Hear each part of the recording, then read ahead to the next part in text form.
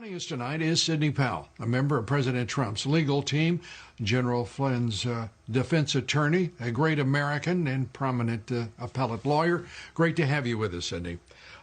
Let's start with Dominion. A straight-out disavowal of any claim of fraud against the company, its software or machines. Your reaction?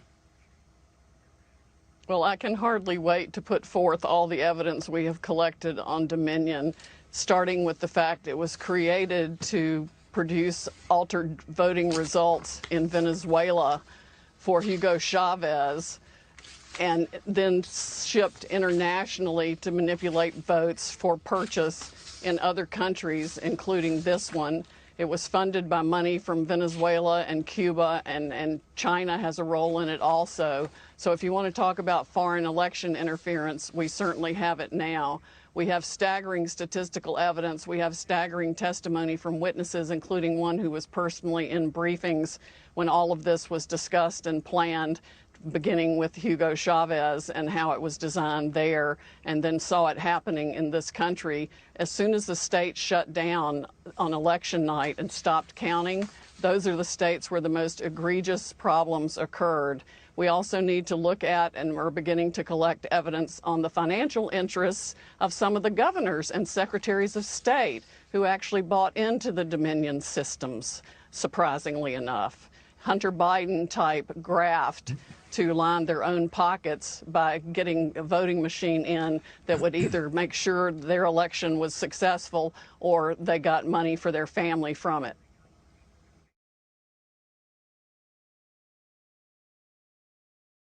Years from now, some of them may look back and ask themselves whether they've made the right choice, whether they've made the most of the opportunities they've been given. Together, we have the same mission. Over the course of your life, you will find that things are not always fair. You will find that things happen to you that you do not deserve and that are not always warranted. But you have to put your head down and fight, fight, fight. Never, ever, ever give up. Don't give in, don't back down, and never stop doing what you know is right. Nothing worth doing ever, ever, ever came easy. And the more righteous your fight, the more opposition that you will face.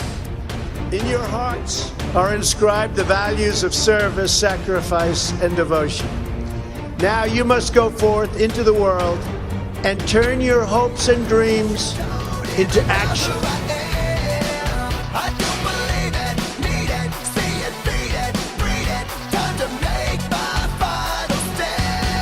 Welcome to the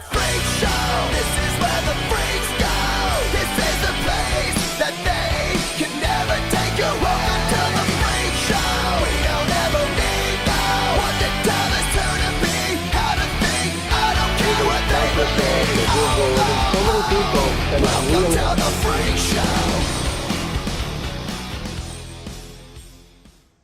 Well, for fraud this serious, I think even if the states are stupid enough to go ahead and certify the votes where we know the machines were operating and producing altered election results, if they're stupid enough to do that, then they will be set aside by the fraud also. I mean, we are talking about hundreds of thousands of votes. President Trump won this election in a landslide.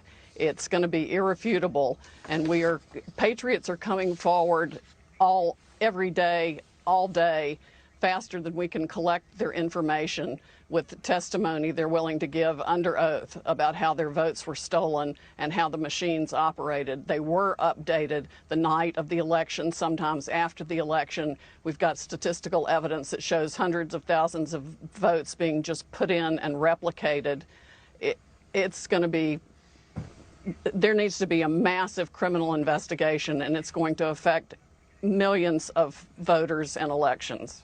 I go back to the numbers you reported at the beginning of the segment. The president was winning on Tuesday. Right. He's not winning now. And he's not winning now as a result of a process that the voters can't have confidence in, the state legislatures can't have confidence in. In my view, the courts can't have confidence in. So the question is, are the courts going to undo what went on? I don't know. But the state legislatures in Georgia, Pennsylvania, Michigan, Wisconsin, perhaps Arizona, they now have an opportunity to make a stand on behalf of the rule of law. Are they going to endorse what went on this week, or are they going to appoint a clean slate of electors that supports President Trump?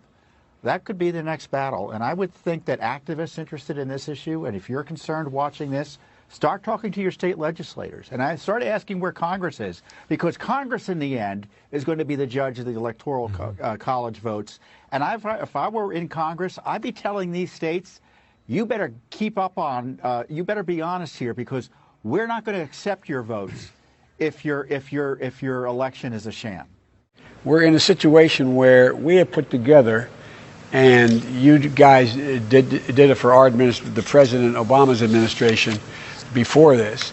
We have put together, I think, the most extensive and inclusive voter fraud organization in the history of American politics. With these allegations, these charges, is the FBI already carrying out an investigation of these voting companies where their servers are domiciled? And in at least three instances, we know they're in foreign countries. Tell us where the Justice Department is in all of this. I wish I knew. I'm not on the inside, so I'm not privy to that information. I know that even Democratic senators and congresspeople for years have reported problems with this system to the FBI and to the government, and nobody's done a blooming thing about it. The people in the election security part of Department of Homeland Security need to be fired yesterday. They're absolutely ridiculous. Of course, Chris Wray needs to be fired too, because the only FBI interview of any witness was to intimidate him and try to get him to change his truthful testimony 4 hours by an anti-Trump FBI agent. They still have politics infecting the FBI instead of just following the law. We are on the precipice of, this is essentially a new American revolution.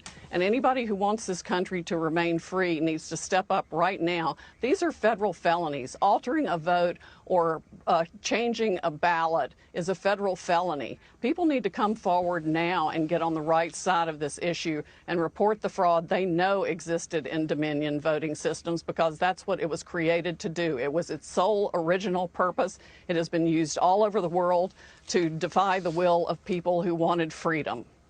You know, of course, we're all working 24/7 to make sure that we protect ballot integrity. And this is all about not just counting every vote, but counting every legal vote. And there is, of course, a difference there. Okay. Can you explain that for our viewers?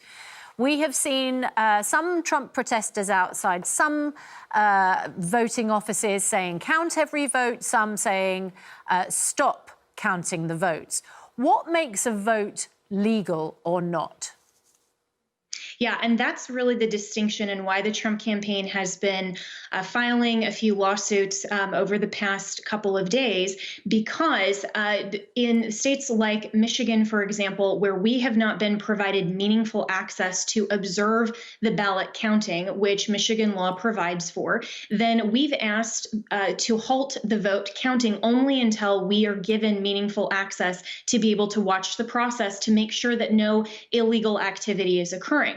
So as soon as we are granted meaningful access to observe the process, then of course the ballot counting should resume. And every legal ballot should be counted toward the totals, but we don't want any fraud, any illegitimate ballots. We don't want duplicative ballots. We don't want ballots that are after the deadline. Anything that is against the law, against the Constitution. We don't, of course, want... With respect, though, when Donald Trump made this extraordinary statement in the middle of yesterday night, and said he wanted the the counting of the votes to stop, which was one of the most bizarre assaults on democracy I've ever seen. Where was his evidence when he said that there was any of this corruption going on? Well, there were a lot of videos that were already circulating in the hours of November 4th. I was actually at the White House with the president when he made those remarks, and we were already seeing that voter suppression, voter intimidation, some of those things were going on. And to be clear, the Trump campaign and the president himself have always been on the side of the law. We are a nation of rules. Sydney, at the outset of this broadcast, I said that this is the culmination of what has been over a 4-year effort to overthrow this president, to first deny his candidacy, the election, but then to overthrow his presidency. This looks like the effort to carry out an end game in the effort against him. Do you concur? Oh, absolutely, and it's been organized and conducted with the help of Silicon Valley people, the big tech companies, the social media companies, and even the media companies. And I'm going to release the Kraken.